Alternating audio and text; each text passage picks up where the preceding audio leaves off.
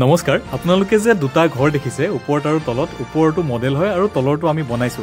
আৰু এটো দেখিছেনে আপোনালোকে এটো কমেও 15-20 বছৰ পুৰণা ঘৰ যেটো আমি আপডেট কৰি এনেকুৱা ঘৰলে কনভাৰ্ট কৰিম বুলি ক্লায়েন্টক কথা দিছিলো আৰু হেমতে আমি কাম আৰম্ভ কৰিলো আপোনালোকে দেখাও পাইছে যে আগফালে ভঙা সিঙা কৰি আৰু ওপৰটো নতুনকে ফাৰ্ষ্ট ফ্লোৰটো আমি বনাবলৈ আৰম্ভ কৰিলো আৰু ইয়াৰ মাজতে মই দুটামান কথা কৈ থওঁ মানে ৰিজাল্টটো আপোনালোকে লাষ্টত দেখা পাব বাৰু আৰু আমাৰ বৰ্তমানলৈকে কনষ্ট্ৰাকচনৰ কাম কমপ্লিট হৈছে আৰু ফুল ফিনিশিং হ'বলৈ এতিয়াও আমাক 2-3 মাহৰ বেছি সময় লাগিব কাৰণ ঘৰটো যেহেতু ইমান ডিজাইন আছে গতিকে অলপমান আমাক সময় লাগিব ইয়াৰ কাৰণে তো এইটো টপিকৰ পৰা অলপ বেলেগ এটা টপিকত আজি কথা পাতিব বিচাৰিছো মানে আপোনালোকক কথা ক'ব বিচাৰিছো যদি আপোনাৰ সময় আছে তেতিয়া হলে বাৰু ভিডিওটো শেষলৈকে চাব আৰু ঘৰটো ফিনিশিংটো আপোনালোকে যেহেতু লাষ্টত দেখা পাব মানে কনষ্ট্ৰাকচনৰ কাম খতম হৈছে আমাৰ বৰ্তমান বাকি কামখিনি বাৰু চলি থাকিব আপোনালোকক দেখাই থাকিম আৰু যিসকল ক্লায়েন্টৰ আমি ঘৰ বনাই আছো আপোনালোকক আমি যি ধৰণে কথা দিছিলো সেই ধৰণে আপোনালোকক কাম শেষ কৰি উলিয়াই দিম আৰু যেটো ডিজাইন দিছিলো আপোনালোকে নিশ্চিন্ত থাকক 100% তেনেকুৱা ডিজাইনে আমি সিলেক্ট কৰি আপোনাক উলাই দিম আৰু যদি ডিজাইনত কিবা চেঞ্জেস কৰিব লগা হয়ও কিবা বিশেষ কাৰণত তেন্তে হলে আপোনালোকক নুখুধাকে বেলেগ ডিজাইন আপোনালোক কেতিয়াও দি নিদো আপোনালোকৰ পাৰমিশন লৈহে হেতু ডিজাইনত আমি কাম কৰিম আৰু আপোনালোকক আমি যি ধৰণে কথা দিছিলো যে 100% শুদ্ধকে আৰু মানে ভালকে আপোনাৰ কামটো কৰি দিম বুলি ঠিক তেনেদৰে কৰি দিম আৰু আমাৰ যেহেতু বহুত বেছি কাম চলি আছে প্ৰায় 1000ৰ ওচৰা-ওচৰি কাম চলি আছে তো তাৰ মাজত যদি কেতিয়াবা কিবা কবাত খুটিনাটি থাকি যাব পাৰে একো ডাঙৰ কথা নহয় কিন্তু আমি সেই বস্তুবোৰ মানে ৰিপিট নকৰো কাৰোবাৰ কিবা যদি ভুল হৈছে মই মানি লম যে মোৰ কিবা এটা বস্তু ভুল হৈছে কিন্তু সেই বস্তুটো মই বাৰে বাৰে ৰিপিট হ'বলৈ নিদো আৰু ভুল হলে মই মানি লৈ পেলাই আপোনালোকৰ যিখিনি ক্ষতিপূৰণ হয় বা যিখিনি আপোনাৰ মানে বেয়া হৈছে কাম সেইখিনি বস্তু মই 100% ঠিক কৰি আহিছো আমাৰ যদি দুই এটা প্ৰজেক্ট তেনেকুৱা হৈছে আৰু আগলৈকো কৰি যাম তো হেতু আপোনালোকে মই আপোনালোকক গ্যাৰান্টি হিচাপে দিব পাৰো আৰু এটা কথা কওঁ ইয়াৰ মাজতে আমাৰ লগতে মাজত মানে বহু কিজন লৰা আহিছিলে যি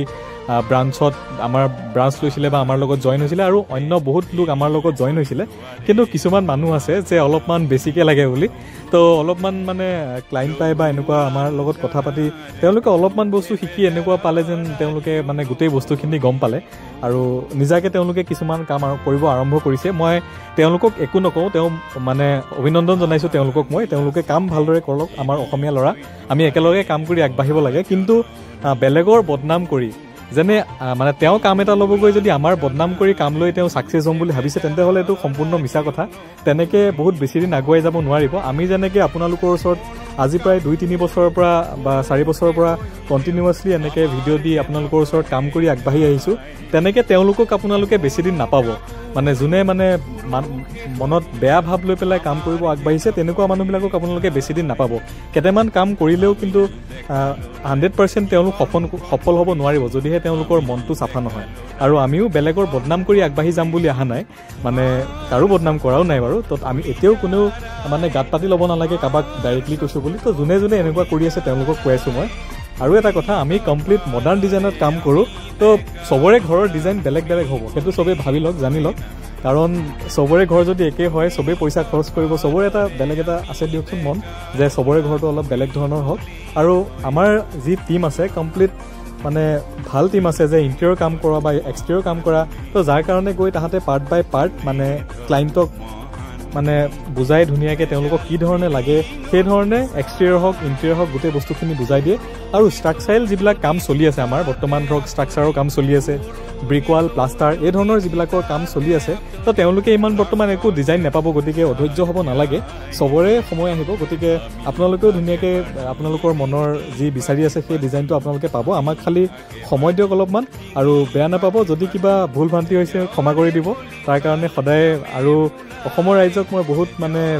শতকোটি প্ৰণাম মোৰ ফালৰ পৰা যে আমাক ইমানখিনি এটা মানে কাম কৰিব দিয়াৰ কাৰণে সুবিধা দিছে আৰু মই কথা দিলো সবকে যে আমি আগলৈকো মানুহক কেতিয়াও নথকাকে ধুনিয়াকে কাম কৰি আগবাঢ়ি যাম কিবা যদি ভুলো হয় তেন্তে হলে ক্ষমা কৰি দিব আৰু আপোনালোকেও জানে যে আমি নিজে কাম কৰাৰ লগতে আৰু প্ৰায় 1000 জন আমাৰ লগত কাম কৰি আছে মানে বেলেগত নোযোৱাকে আমাৰ ইয়াতে কাম কৰিবলৈ সক্ষম হৈছে আৰু আমাৰ প্ৰেছাৰো বহুত হয় বেছি মানে আমি ধৰক যদি আমি 100টা কামৰ কাৰণে প্ৰিপেয়াৰ কৰো আমাৰ তাত 150 কাম হয় আৰু ফোনো বহুত গতিকে কিবা ভুল ভ্ৰান্তি হলে ক্ষমা কৰি দিব আৰু আশীৰ্বাদ কৰিব যাতে আগবাঢ়ি যাব পাৰো আৰু সকলোৰে এটা কমন কোৱেশ্চন যে মানে ফোনত নাপায় বা বিজি থাকা তো আপোনালোকে ভাবি চাওক গোটেই অসমৰ পৰা কমেও 1000 ওপৰত ডেইলি মানুহে আমাক কন্টেক্ট কৰে তো সবকে এনসাৰ দিয়াটো ইমান পসিবল নহয় তো যিমানখিনি পাৰো আমি কৰি থাকো আৰু আপোনালোকেও ভাবক মোক আপোনালোকে যিমান দিনৰ পৰা দেখি আছে